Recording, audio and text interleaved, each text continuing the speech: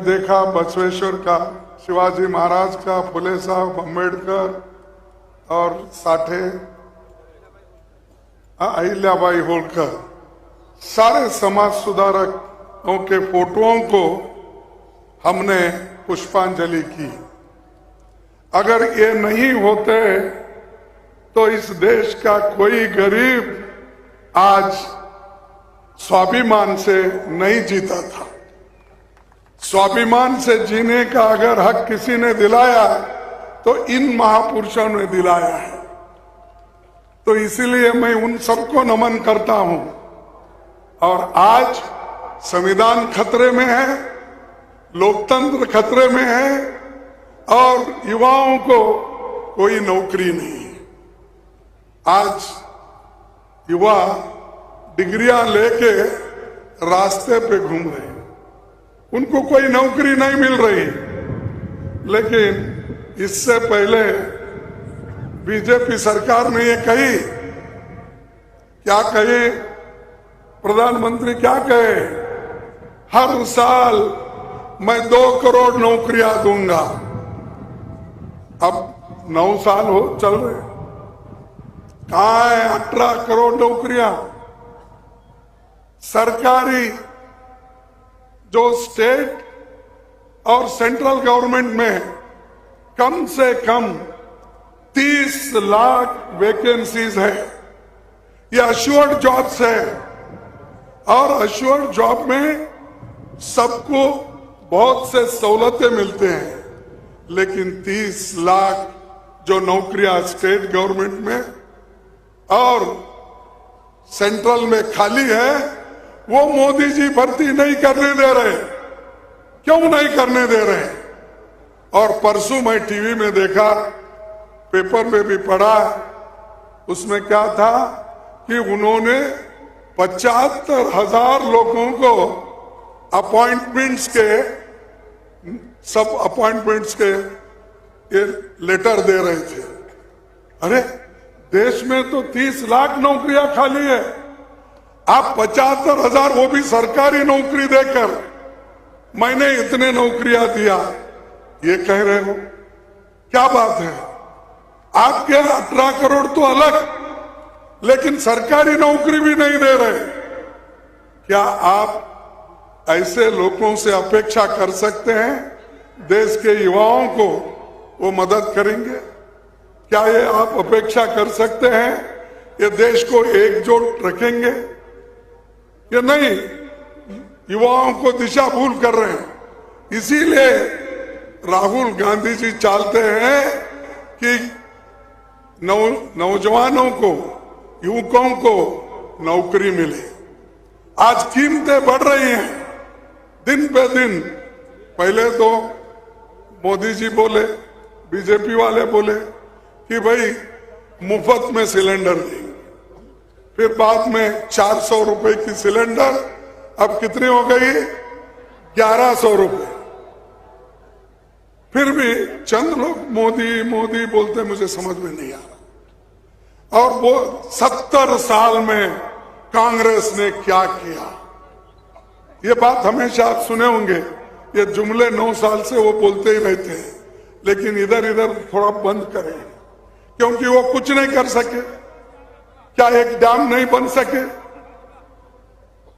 लोगों को नौकरी देने के लिए पब्लिक सेक्टर नहीं बन सके?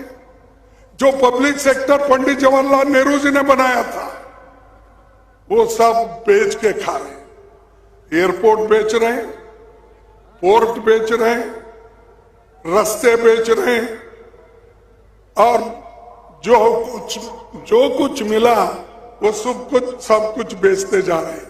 हम जो कुछ कमाया था ये सब घुमा रहे हैं, बेच रहे हैं, और चंद लोगों के हाथ में संपत्ति जा रही है। इस देश में अमीर अमीर बन रहा है, गरीब गरीब बन रहा है। 1% लोगों की संपत्ति इस देश में 22% है और 50% लोगों की संपत्ति सिर्फ 13% है। आप देखिए। और एक आदमी, जिस आदमी के पास 10-20 करोड़ रुपए थे, वो आज 2 लाख 4 लाख करोड़ का मालिक हो गया। ये कैसा हो रहा है? तो इसलिए हम चाहते हैं इस देश में संविधान के तहत सरकार चले, लोकतंत्र का हिफाजत हो।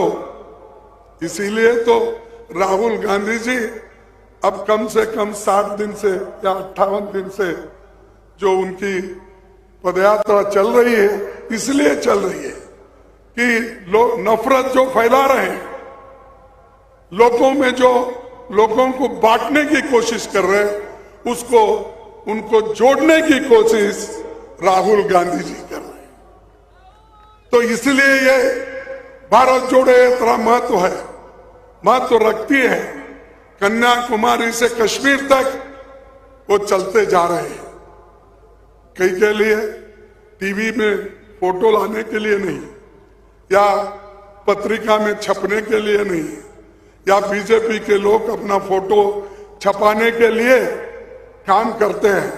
जैसा कि अभी पटोले ने बताया कि माँ एक तरफ रहती है तो उनकी सूरत फोटो के तरफ, टीवी के तरफ।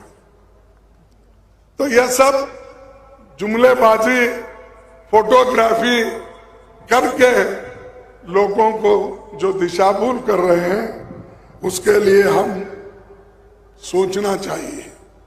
क्योंकि अगर बाबा साहब बनाए हुए संविधान को आप नहीं बचा सकेंगे तो आप कहीं के भी नहीं रहेंगे, स्वाभिमान से नहीं जिएंगे।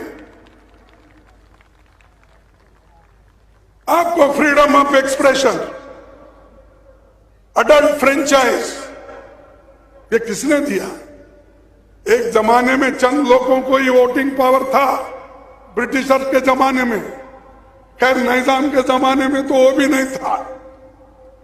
तो जो लोग वोट देते थे, जिसके पास ज्यादा से ज्यादा जमीन हो, इनकम टैक्स पे हो, ऐसे लोगों को वोटिंग की पावर थी।